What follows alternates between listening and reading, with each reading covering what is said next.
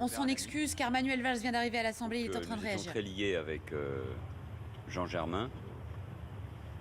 Je lui avais rendu d'ailleurs hommage il y a quelques jours, puisque j'étais en réunion publique à Tours, dans la mairie, dont il avait été pendant plusieurs années un élu extraordinaire. Il avait changé en profondeur sa ville, il était là.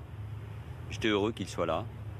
Je savais qu'il avait à affronter un moment difficile, ce procès. Et je pensais qu'il avait la force et la détermination pour pouvoir se confronter à la justice. J'avais inauguré il y a 2 ans avec lui le nouveau tramway de Tours avec une foule considérable qui faisait de cette ville une des villes les plus innovantes, les plus imaginatives, une ville culturelle, étudiante. Jean était profondément tourangeau.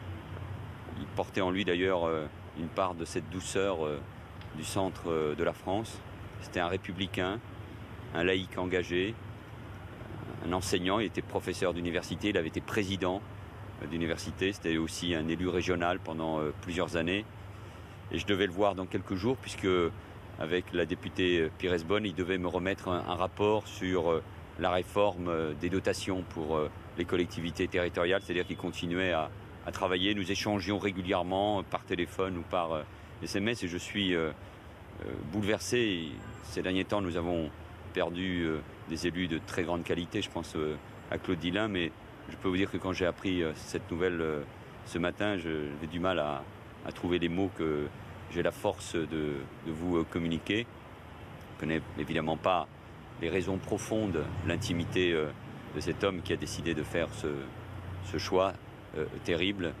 Je pense d'abord à lui, à sa famille, à ses proches, aux habitants de Tours qui, je crois, l'aimaient, lui avaient fait confiance parce qu'ils savaient quel était le bilan de sa ville. Le reste, ça lui appartient. Il faut bien sûr respecter ce choix et la douleur de tous ses proches. Vous vous attendiez pas à cet acte ? Comment peut-on s'attendre à un tel acte qui est au cœur de l'intimité même d'un homme?